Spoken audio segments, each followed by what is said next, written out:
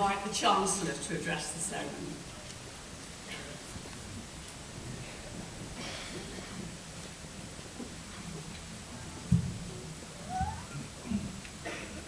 Vice Chancellor, honorary graduate and graduates, members of the university, guests and friends.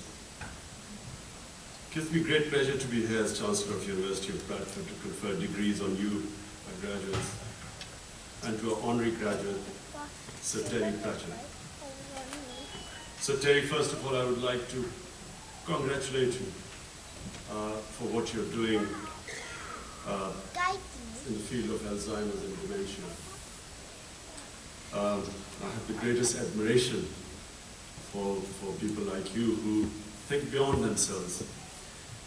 And since it's about research in dementia and Alzheimer's, I would like to point out a unique case, because I was always under the understanding that dementia was a degenerative disease. Yet there's a case of point of our president, current president of Pakistan. His doctor said that he couldn't attend various trials against him in various courts of law because he was suffering from dementia. But since he's become our president, he's suddenly been cured of his disease. So it would be an interesting study, because here is a disease that was supposed to be degenerative. To all the students who have graduated today, I'd just like to, from my experiences, perhaps leave you with some words which might help you in your future. There were three different fields which I have been in my life since I left university. One was cricket. Spent a long time in cricket. Then I spent about a decade in building a cancer hospital. And then for about 13 years I've been in politics. I started my own party. And the lesson which I learned from sports, cricket, which helped me in the other two fields, is that successful people who achieve big things in life, are not the most talented or the most intelligent or the most privileged, but people who have big dreams, who have big aspirations, whose vision is much bigger than others. And then they pursue their vision with passion, where they fight their fears. They are not scared to pursue their dreams. And whenever they have setbacks in life, rather than get demoralized by setbacks, they learn from them. Every crisis is an opportunity to improve yourself. Unless you get demoralized by failure, you only lose when you give up. And this is what during my sporting career, I discovered that was the difference between players who became champions and very highly talented players who actually did not achieve much. When I started the cancer hospital, by the way, so far it is the only cancer hospital in Pakistan, and a private cancer hospital treats 70% of the patients free. Everyone said it wasn't possible because the government had tried and failed. And the lessons I learned from sport helped me in it. That each time, and there were a lot of bad times, difficult times, setbacks, faced failures, but this ability which I learned from sports, that whenever there was a setback, it was an opportunity to analyze myself. Where had I gone wrong? What could be done? Soul searching. And what education should really give you is the ability to analyze yourself better than others who are not equipped with education. So you analyze your mistakes better, work hard to remove them, and then you get stronger. You get stronger to take on more challenges. The impediment in you reaching your potential, the biggest impediment is fear of failure. Fear of ridicule, people laughing at you.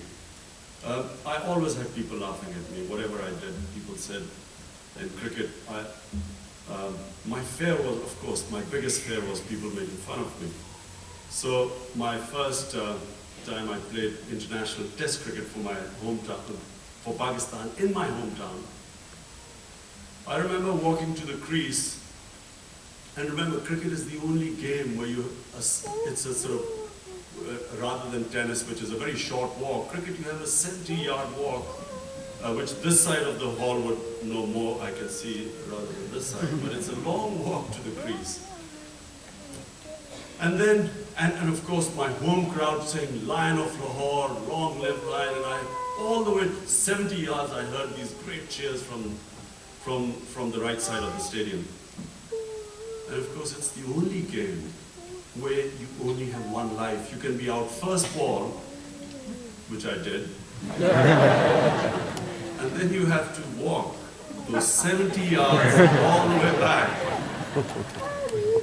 And on my long, and it seemed miles, not 70 yards, the way back when I was walking back, and the same crowd, which 2 minutes ago was saying, Lion of Lahore, switched. And I can see some people would understand Punjabi here. Punjabi is a language that lends itself beautifully to swear words. The most apt swear words. So here I was listening to these swear words all the way back to the pavilion, and Gordon was shell-shocked. But the lesson from this was that do not worry about people, what people say.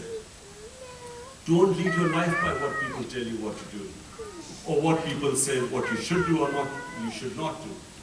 And never worry about people laughing at you. Because one day they'll laugh at you, but the same people will soon start applauding you. And resistance in life, where you have setbacks. Remember this, there are always an opportunity to improve yourself. My great inspiration was this poet from the subcontinent, one of the greatest poets of the subcontinent, Muhammad Iqbal, whose verse that, oh hawk, don't be scared of this force of wind that hits you. It's meant to make you fly higher. I wish you all the happiness.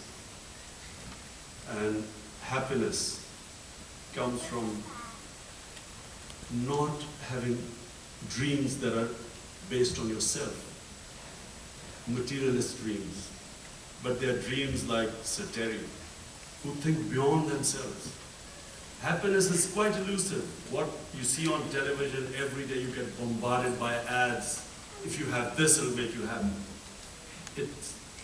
The unhappiest people I saw in my life were some of the richest people. Happiness comes from chasing a dream that is beyond the self. And again, I applaud Sir Terry for having a dream. He's working for something which will benefit humanity. Thank you very much, and I hope you come back to the university and keep coming back here. Thank you.